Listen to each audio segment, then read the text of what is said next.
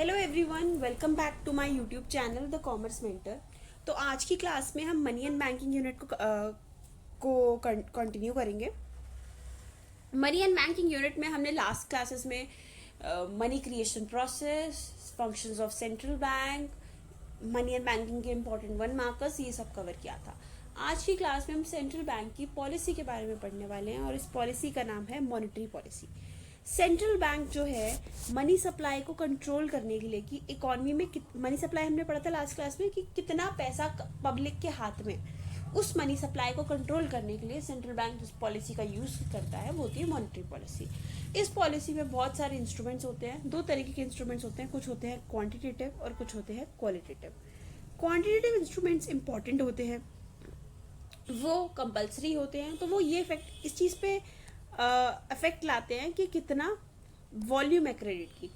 और जो qualitative instruments है वो अफेक्ट ए वाला इफेक्ट आएगा, which affect direction of credit, कि क्रेडिट किस डायरेक्शन में मूव कर रहा है, कौन से सेक्टर की तरफ जा रहा है। तो आज की क्लास में हम यही दो इंस्ट्रूमेंट्स पढ़ने वाले हैं। अभी दोनों इंस्ट्रूमेंट्स को हम डिटेल में पढ़ेंगे।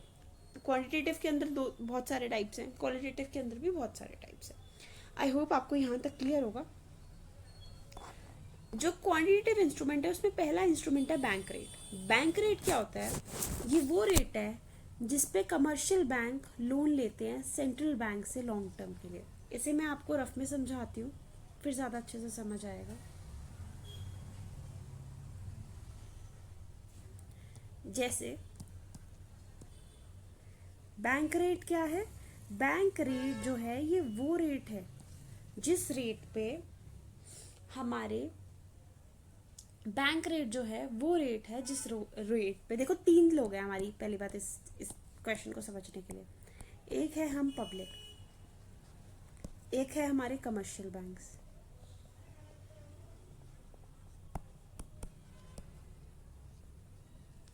फिर है हमारा सेंट्रल बैंक। अब मैंने आपको पहले की क्लासेस में ये बताया है, मैं भी फिर बता देती हूँ कि जब आपको लोन की ज़रूरत होती है तो आप कमर्शियल बैंक के पास जाते हो। वैसे ही जब आपकी कमर्शियल बैंक को लोन की ज़रूरत होती है तो कमर्शियल बैंक किसके पास जाता है? सेंट्रल बैंक के पास। तो बैंक रेट क्या है? जिस रेट पे सेंट्रल बैंक उधार देता है, लोन देता है कमर्शियल बैंक को। अब होता क्या है, मान लो सेंट्रल बैंक जो है इस बैंक रेट को बढ़ा देता है तो कमर्शियल बैंक के लिए तो लोन महंगे हो गए, तो वो आपको भी लोन महंगे इंटरेस्ट रेट पे देगा, ज़्यादा इंटरेस्ट पे देगा। तो जिस रेट पे आपको लोन मिलता है कमर्शियल बैंक से, जो इंटरेस्ट रेट आप उसे पे करते हो उसे कहते हैं लेंडिंग रेट। लेंडिंग रेट, अब जब बैंक रेट उसको लोन महंगा मिलेगा तो क्या वो बेवकूफ़ है जो आपको लोन सस्ते में देगा? वो आपका लेंडिंग रेट भी बढ़ा देगा। आप लोगों के लिए लोन महंगे हो गए, पब्लिक लोन ले नहीं पाएगी, पब्लिक लेस लोन्स लेगी। पब्लिक के हाथ में जो मनी सप्लाई है वो अपने आप कम हो जाएगी। और इसकी ऑपोजिट सिचुएशन भी ले लेते हैं। मान लो कि सेंट्रल बैंक को जो मनी सप्लाई है उसको बढ़ाना है, ठीक है, वो बैंक रेट सस्ता कर देगा। जब कमर्शियल बैंक को फ़ायदा हो रहा है, उसे लोन सस्ते मिल रहे हैं सेंट्रल बैंक से, तो वो आपको आप जो उसको रेट ऑफ इंटरेस्ट पे कर रहे हो लोन लेने के लिए, यानी लेंडिंग रेट, उसको भी सस्ता कर दिया जाता है। जब हमारे लिए लोन सस्ते हो जाते हैं हम मोर लोन्स लेते हैं, हम ज़्यादा लोन लेते हैं,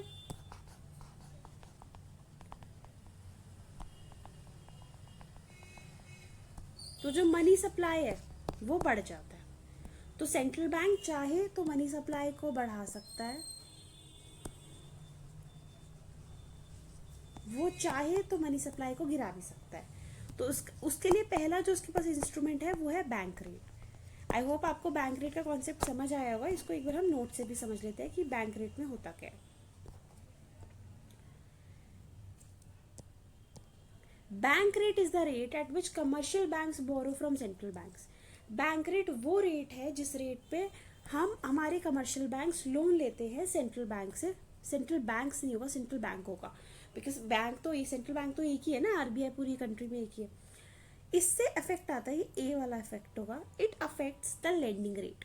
इससे लेंडिंग रेट पे चेंज आता है। लेंडिंग रेट मतलब वो रेट जिस रेट पे कमर्शियल बैंक पब्लिक को उधार दे रही है, यानी हम। तो जब सेंट्रल बैंक बैंक रेट को बढ़ा देता है जब सेंट्रल बैंक बैंक रेट को बढ़ा देता है तो लोन्स हमारे कमर्शियल बैंक्स के लिए महंगे हो जाते हैं। जब कमर्शियल बैंक्स के लिए लोन महंगे हो जाते हैं तो कमर्शियल बैंक्स लेंडिंग रेट को भी बढ़ा देते हैं। जब लेंडिंग रेट बढ़ जाता है तो हम पब्लिक के लिए लोन्स कैसे हो जाते हैं, महंगे हो जाते हैं। तो पब्लिक जो है वो कम लोन लेती है, पब्लिक बोरोज लेस। इससे इकोनॉमी में जो मनी का सप्लाई है वो गिर जाता है, वो गिर जाता है। तो आप लोग इतनी डिमांड भी नहीं करते। और हम पढ़ रहे हैं मैक्रो इकोनॉमिक्स, तो यहाँ हम एक इंडिविजुअल की डिमांड की बात नहीं कर रहे। जो अपने 11th क्लास में पढ़ी थी वो पढ़ी थी माइक्रो इकोनॉमिक्स, जहाँ हम एक इंडिविजुअल की पॉइंट ऑफ व्यू से इकोनॉमी को स्टडी कर रहे थे। बट यहाँ हम इकोनॉमी को as a nation, as a unit study कर रहे हैं। तो आप यहाँ डिमांड वर्ड नहीं यूज करेंगे, आप करेंगे एग्रीगेट डिमांड। मतलब जो पूरे देश की डिमांड है वो जो क्या हो जाएगी, कम हो जाएगी, क्योंकि लोन महंगे हो गए। लोन महंगे हो गए तो चीज़ों के जो प्राइस पहले बढ़े हुए थे वो भी कम हो जाएंगे। तो इस वजह से इन्फ्लेशन कम हो जाएगी। इन्फ्लेशन का मतलब अभी के लिए आप सिर्फ इतना समझो, means high price, high rise in price. तो वो जो प्राइस का राइज पहले चल रहा होगा, क्योंकि पब्लिक के हाथ में पैसा नहीं है, पब्लिक डिमांड भी नहीं करेगी, एग्रीगेट डिमांड नहीं करेगी, तो इन्फ्लेशन भी ठीक हो जाएगी, करेक्ट हो जाएगी। अब इसका ऑपोजिट केस पढ़ेंगे। If central bank decreases the bank rate, अगर सेंट्रल बैंक बैंक रेट को कम कर देता है तो लोन जो है वो कमर्शियल बैंक्स को सस्ता बना देंगे। ठीक है, लोन हमारे लिए सस्ते हो जाएंगे। तो जब हमारे लिए लोन सस्ते हो जाएंगे तो हम लेंडिंग रेट को भी क्या कर देंगे, कम कर देंगे। मतलब कि सेंट्रल बैंक जो है जब बैंक रेट को कम कर रहा है तो लोन सस्ते किसके लिए हो गए, कमर्शियल बैंक के लिए हो गए। कमर्शियल बैंक को लेंडिंग रेट यानी पब्लिक, हम जिस लोन जो उनको इंटरेस्ट रेट पे करते हैं वो भी कम करना पड़ेगा। तो लोन पब्लिक के लिए भी क्या हो जाएंगे, सस्ते हो जाएंगे। एज ए रिजल्ट क्या होगा कि जब लोन सस्ते हो जाएंगे हम लोग ज़्यादा लोन लेंगे, इकोनॉमी में मनी सप्लाई बढ़ेगी। जब हमारे हाथ में पैसा होता है तो हम एग्रीगेट डिमांड भी ज़्यादा करेंगे, जिससे हमारी डिफ्लेशन जो है, डिफ्लेशन का मतलब होता है डिक्रीज इन, बहुत ज़्यादा जब सडन डिक्रीज इन प्राइस आए हद से ज़्यादा, मतलब प्राइस में डिक्रीज होना, ऑब्वियसली हम एज कंज्यूमर यही चाहेंगे कि प्राइस कम हो। बट जब हद से ज़्यादा चीज़ों के प्राइस कम हो जाते हैं उस सिचुएशन को डिफ्लेशन कहते हैं, कि इकोनॉमी में कोई भी चीज़ नहीं खरीदना चाहता। तो जब ऐसे में हमारे हाथ में पैसा आएगा हम लोग एग्रीगेट डिमांड भी करेगी और इन्फ्लेशन डिफ्लेशन भी कंट्रोल हो जाएगी। तो ये था हमारा पहला instrument which was bank rate. अब सेकेंड इंस्ट्रूमेंट है रेपो रेट। अगर मैं आपको एक चीज़ बताऊं जो आपने बैंक रेट में लिखा वही आप same to same cut copy paste करके रेपो रेट में लिख सकते हो, तो आप कहोगे मैम फिर डिफरेंस ही क्या रहेगा बैंक रेट और रेपो रेट में। आपको ध्यान होगा जब मैंने आपको बैंक रेट की डेफिनेशन बताई थी तो मैंने बताया था it is the rate at which commercial banks take loan from central bank but for long term. और यहाँ पे वही सेम डेफिनेशन के साथ क्या लिखा है, फॉर शॉर्ट टर्म। तो जब कमर्शियल बैंक लोन लेता है सेंट्रल बैंक से, पर वो शॉर्ट टर्म के ले रहा है, 1 महीने 2 महीने, मतलब 1 साल से कम या 1 साल के लिए, तो उस रेट को क्या कहा जाता है, रेपो रेट कहा जाता है। तो यहाँ पे भी सेम सिचुएशन है, बस जहाँ एक चीज़ आपने करनी है कि जहाँ आपने वहाँ बैंक रेट की डेफिनेशन में लॉन्ग टर्म लिखा था वहाँ शॉर्ट टर्म लिख देना, और जहाँ जहाँ आपने वहाँ बैंक रेट लिखा था वहाँ रेपो रेट लिख देना एक्सप्लेनेशन में। आगे की एक्सप्लेनेशन पढ़ लेते हैं, वैसे एग्जैक्ट सेम है। अगर सेंट्रल बैंक रेपो रेट बढ़ाता है तो लोन किसके लिए महंगे हो जाएंगे, कमर्शियल बैंक के लिए। कमर्शियल बैंक क्या करेंगे, लेंडिंग रेट महंगा कर देंगे। जब हमारे लिए लोन महंगे हो गए तो हम लोन नहीं लेंगे। मनी सप्लाई जो है, हमारे हाथ में पैसा नहीं होगा, हमारे हाथ में पैसा नहीं होगा तो हम एग्रीगेट डिमांड को हम डिमांड भी नहीं करेंगे। और जो उस टाइम पे प्राइस बढ़ रहे होंगे वो प्राइस धीरे धीरे गिर जाएंगे, क्योंकि हर कोई जो है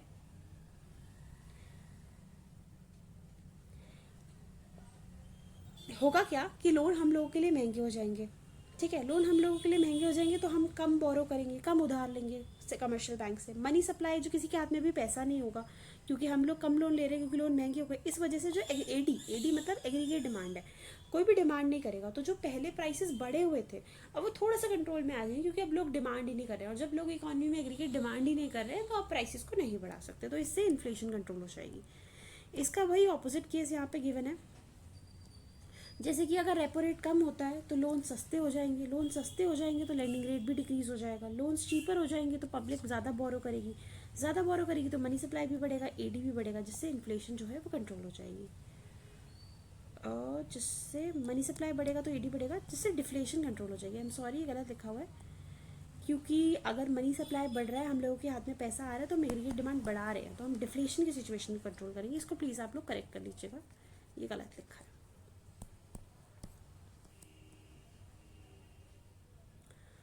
ओके अब हमारा जो नेक्स्ट इंस्ट्रूमेंट है, अच्छा ये हमारे कौन से इंस्ट्रूमेंट्स चल रहे हैं? क्वांटिटेटिव इंस्ट्रूमेंट्स, वो इंस्ट्रूमेंट जिसकी वजह से वॉल्यूम ऑफ क्रेडिट पे इफेक्ट आता है। पहला हमने पढ़ा बैंक रेट, दूसरा हमने पढ़ा उसका सिमिलर रेपो रेट, बस फर्क इतना है bank rate is for long term and repo rate is for short term. अब थर्ड जो हमारा इंस्ट्रूमेंट है that is reverse repo rate. अभी तक हम क्या देख रहे थे कि लोन कौन दे रहा है? सेंट्रल बैंक कमर्शियल बैंक को दे रहा है। ऑब्वियसली बात है, सेंट्रल बैंक ही कमर्शियल बैंक को लोन देगा, कमर्शियल बैंक तो सेंट्रल बैंक को लोन नहीं दे सकता ना।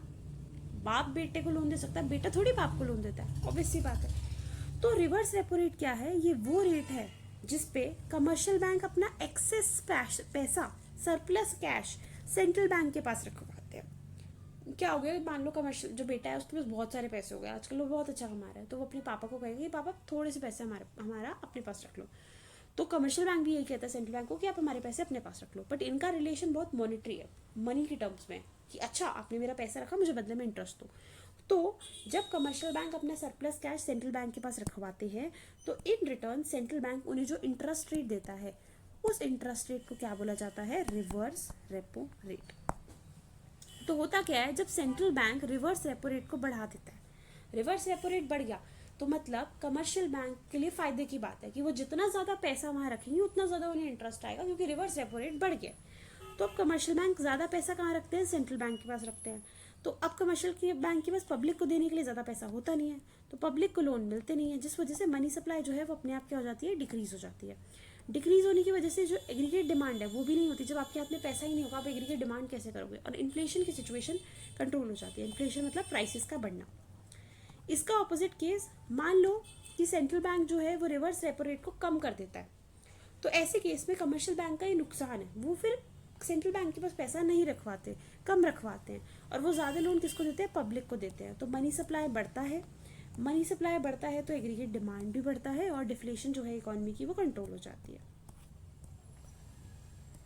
यहाँ पे हमारे क्वांटिटेटिव टूल्स कंप्लीट होते हैं। क्वांटिटेटिव टूल्स में हमने 3 पढ़े। पहला हमने पढ़ा बैंक रेट, दूसरा हमने पढ़ा रेपो रेट, और तीसरा हमने पढ़ा reverse repo rate. I hope आपको ये क्लियर होगा। अब हमने पढ़ने हैं क्वालिटेटिव टूल्स, ठीक है।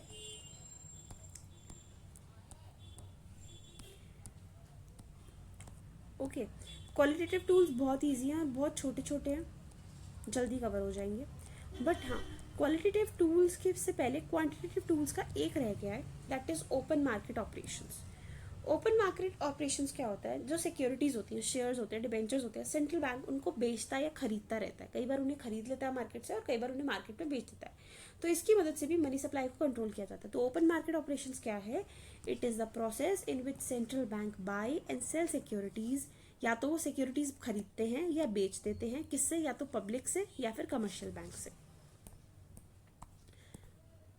तो मान लो कि अगर सेंट्रल बैंक क्या करता है, अगर वो सिक्योरिटीज खरीदता है, अगर सेंट्रल बैंक आया, मान लो मैं सेंट्रल बैंक हूँ और आप लोग पब्लिक या कमर्शियल बैंक हो, मैं आई आपके पास, मैंने कहा आप अपनी सिक्योरिटी मैं आपसे खरीदना चाहती हूँ, तो मैं आपको पेमेंट करूंगी। मैं आपसे अगर कुछ खरीद रही हूँ तो मैं आपको पेमेंट करूंगी। मैं सेंट्रल बैंक हूँ, मैंने आपको पेमेंट कर दी, मैंने आपके हाथ से क्या छीन लिया? पैसा। वो दोबारा से समझाती हूँ, मेरी चीज़ थोड़ी सी कंफ्यूजिंग होती है, आप ये बात समझो। मैं आपकी टीचर जो हूँ,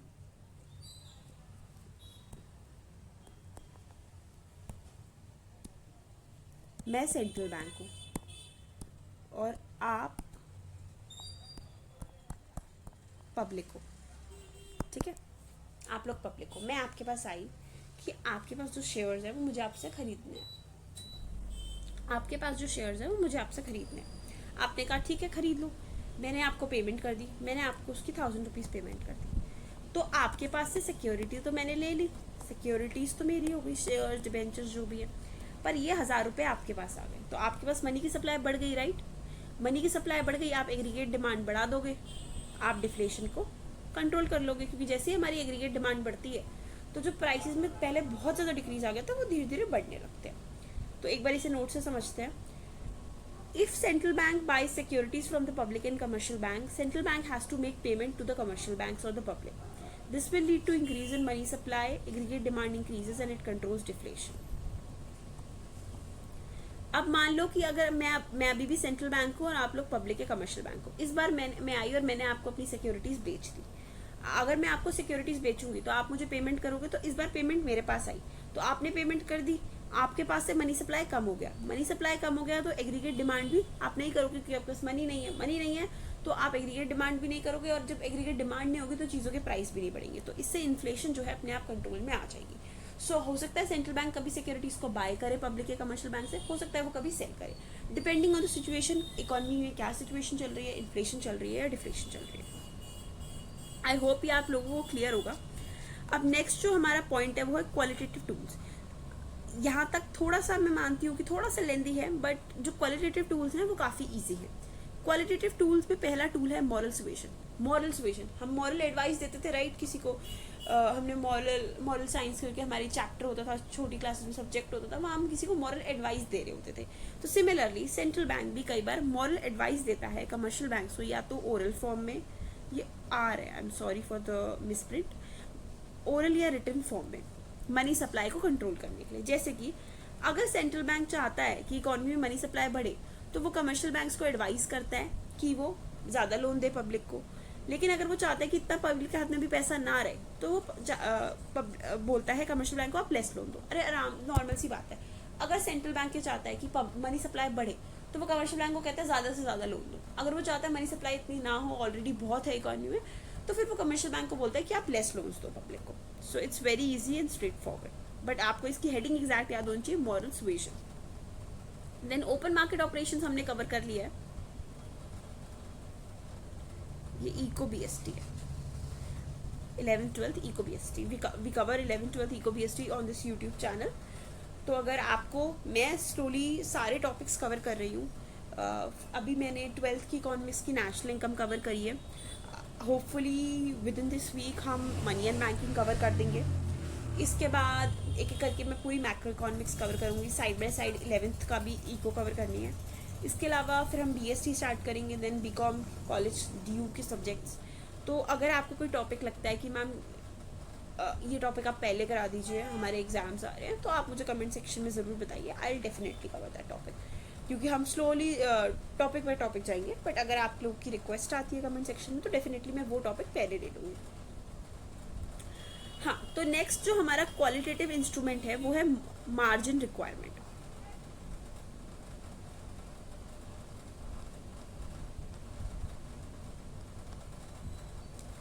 नेक्स्ट जो हमारा क्या कहते हैं इंस्ट्रूमेंट है वो है मार्जिन रिक्वायरमेंट। जैसे आप लोग लोन लेने जाते होगे तो आपको उसके अगेंस्ट कुछ सिक्योरिटी रखनी पड़ती है। जैसे कि मान लो आप लोन लेने गए, अपने बैंक को बोला मुझे 10 लाख का लोन दे दो, क्या बैंक आपको 10 लाख का क्या कहते हैं लोन दे देगा स्ट्रेट? आप आ गए, आपको वो कहेगा ना मुझे कुछ सिक्योरिटी देके जाओ, कुछ गिरवी रखो, कोई चीज़ मॉर्टगेज रखो।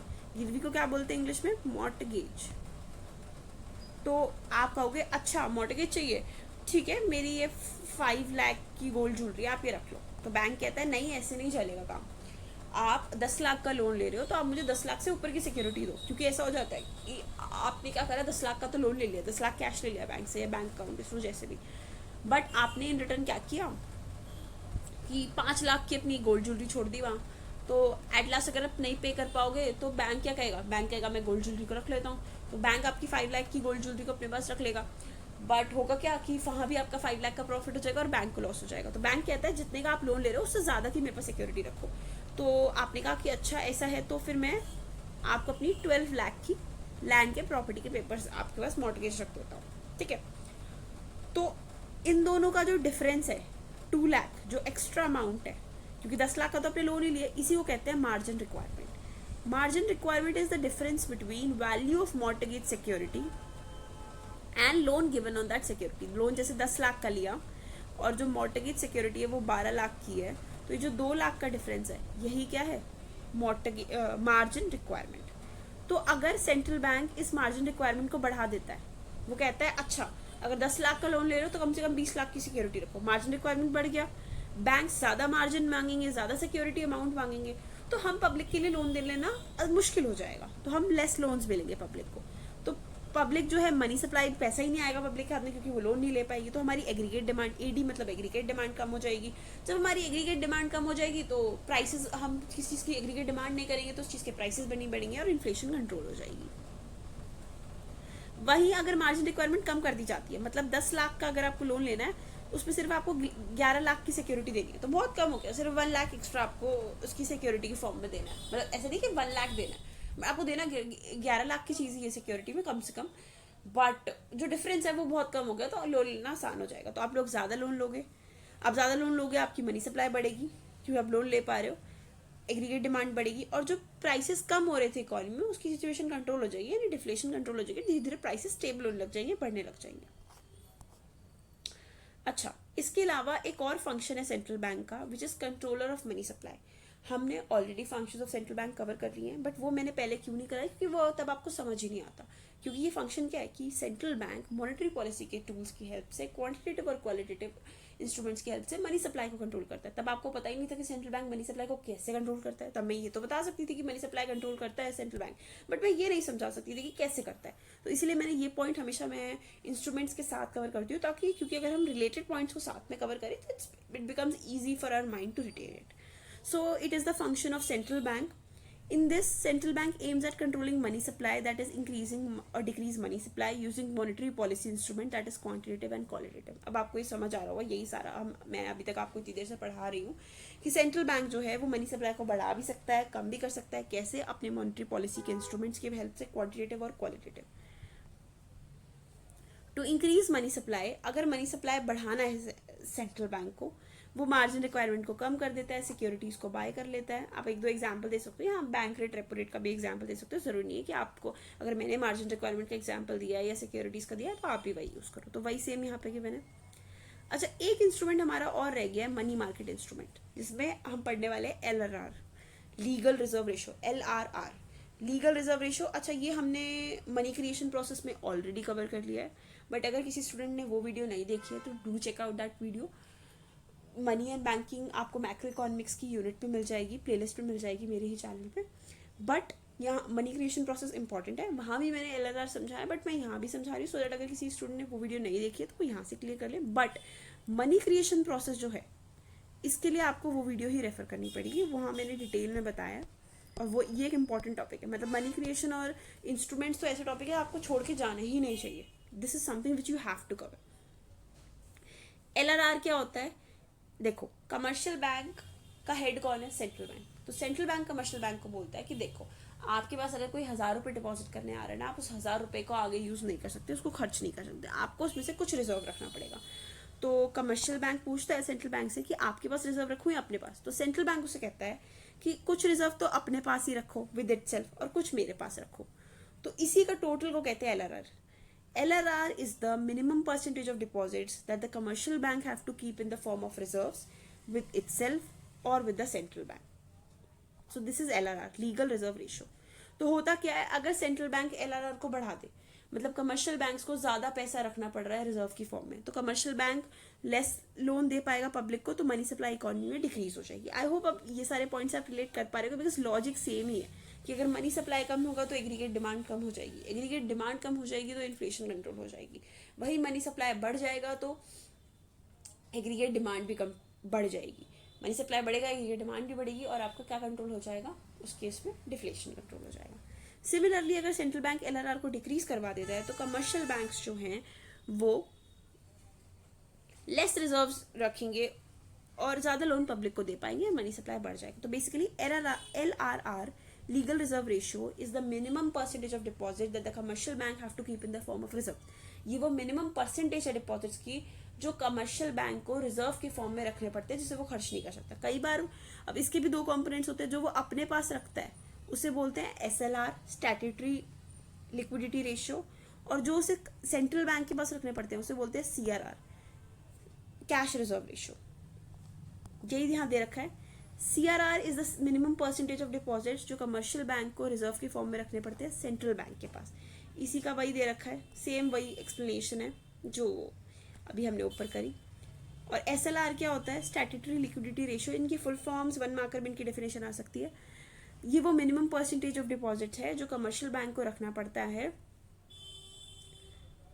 अपने खुद के पास, देमसेल्फ, मतलब कमर्शियल बैंक को अपने पास ही रखना पड़ता है in the form of cash, gold and approved government securities. Cash के फॉर्म में भी रखा जा सकता है, गोल्ड के फॉर्म में भी, और सिक्योरिटीज के फॉर्म में भी। अब होता क्या है, जब सेंट्रल बैंक इस SLR के रेट को, स्टैट्यूटरी लिक्विडिटी रेशियो को बढ़ा देता है, तो कमर्शियल बैंक को ज़्यादा पैसा रिजर्व की फॉर्म में रखना पड़ता है, फिर वो पब्लिक को लोन कम देते हैं। पब्लिक को लोन कम देते हैं तो मनी सप्लाई जो है पब्लिक के हाथ से कम हो जाता है। मनी सप्लाई कम हो जाता है, पब्लिक डिमांड नहीं कर पाती, एग्रीगेट डिमांड कम हो जाता है और इन्फ्लेशन फर्दर कंट्रोल हो जाती है।